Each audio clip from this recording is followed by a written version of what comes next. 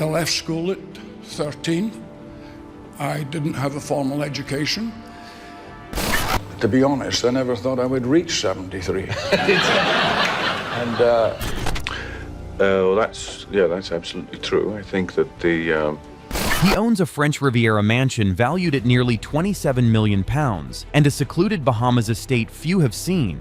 Sean Connery's life blends unmatched luxury with absolute privacy. But how does a working-class kid from Edinburgh build a secret empire that rivals the world's richest? Chapter 1. From humble beginnings to global stardom. August 25th, 1930 marked the birth of Thomas Sean Connery in Fountainbridge, Edinburgh, a working-class neighborhood far from the glitz of Hollywood. Born to a truck driver and a laundry worker, Connery's early life was shaped by hardship. After leaving school at 13, Sean took on tough jobs like delivering milk and polishing coffins. Yet his towering 6'2" frame and natural charm caught the eye of local bodybuilding circles, opening doors to modeling and acting. Even with rising to global stardom as the original James Bond, Connery never forgot his Scottish roots. I left school at 13. I didn't have a formal education. And I believe I would not be standing here tonight without the books, the plays, the scripts. It's been a long journey from Fountainbridge to this evening with you all. Though my feet are tired, His humble beginnings instilled a grounded work ethic and fierce pride that defined his life and legendary career. Chapter 2. The birth of an icon. Sean Connery's name became synonymous with James Bond when he first took on the role in Dr. No in 1962. His portrayal was a game-changer, combining rugged masculinity with a suave sophistication that no one had seen before. Over the next 2 decades, Connery starred in 7 Bond films, each one cementing his legacy as the definitive 007. But here's something you might not know. Connery's Bond didn't just entertain millions, it transformed luxury culture. The Aston Martin DB5 from Goldfinger became the ultimate symbol of wealth and exclusivity. Today, original DB5s can fetch over $6 million at auctions, a staggering figure that shows how Connery's influence transcended cinema and shaped the luxury car market. Beyond Bond, Connery's career was rich and varied. He won an Academy Award for Best Supporting Actor for The Untouchables in 1987 and starred in blockbusters like Indiana Jones and the Last Crusade and The Hunt for Red October. His ability to shift from action hero to dramatic lead made him one of Hollywood's most versatile and respected actors. Chapter 3. Retirement and Hollywood Disillusionment. Now here's where it gets interesting. By the early 2000s, Connery's relationship with Hollywood had soured. After starring in The League of Extraordinary Gentlemen in 2003, he made a surprising announcement. He was retiring from acting. But this wasn't the usual "I'm tired" retirement. to be honest, I never thought I would reach 73. And we talk about this, my wife and I, and we both mutually agree that we're not really in our 70s, we're closer to 3. No, it's true, because it's difficult to... I hear, and she says, things come out in the papers and people talk about this, and elderly and what have you, and they're in their 60s. Yeah. Well, where does it put us?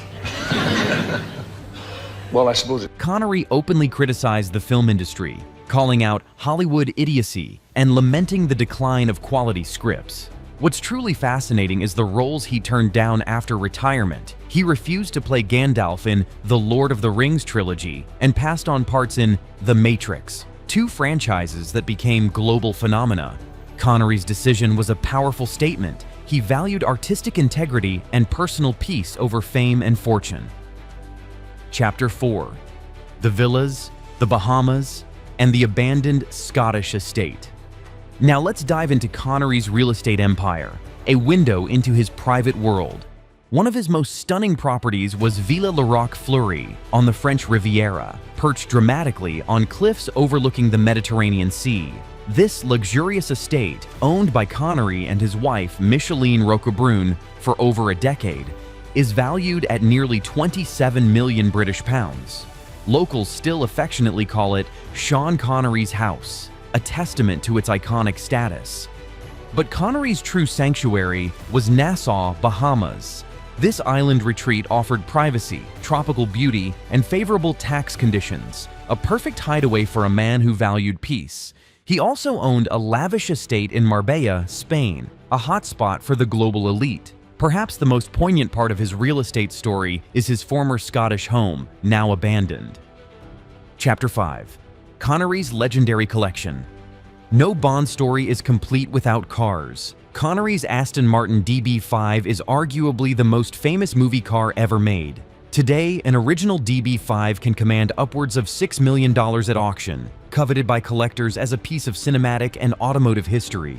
Then there's the rare Toyota 2000 GT from You Only Live Twice, a car that was virtually unknown outside Japan until Connery's film immortalized it.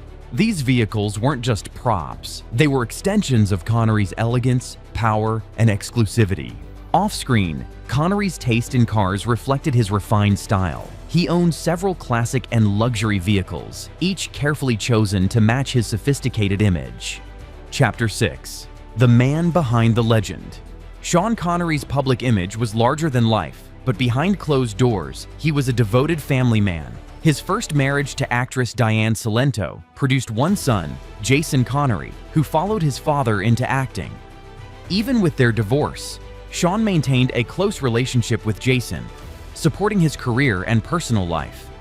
In 1975, Connery married Micheline Roquebrune, a Moroccan-French artist.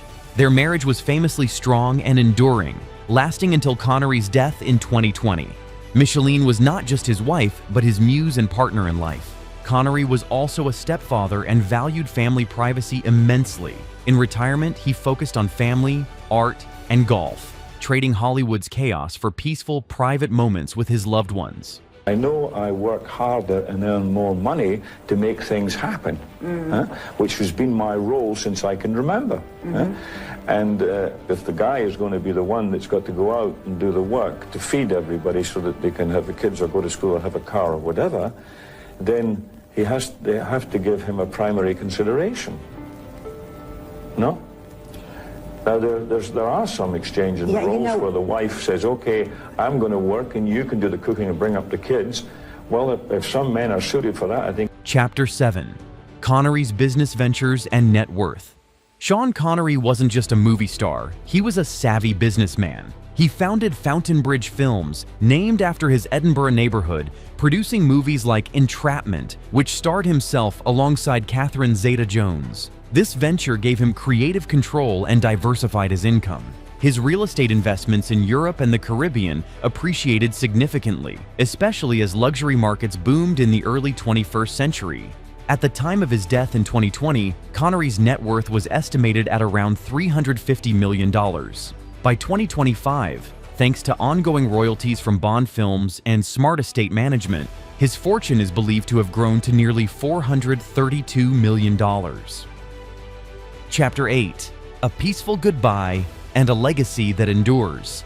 Sean Connery's final years were marked by a private battle with dementia. His wife Micheline revealed that he slipped away peacefully in his sleep on October 31st, 2020, at their home in Nassau, Bahamas. Connery's wish was to avoid public spectacle, and his passing was dignified and serene.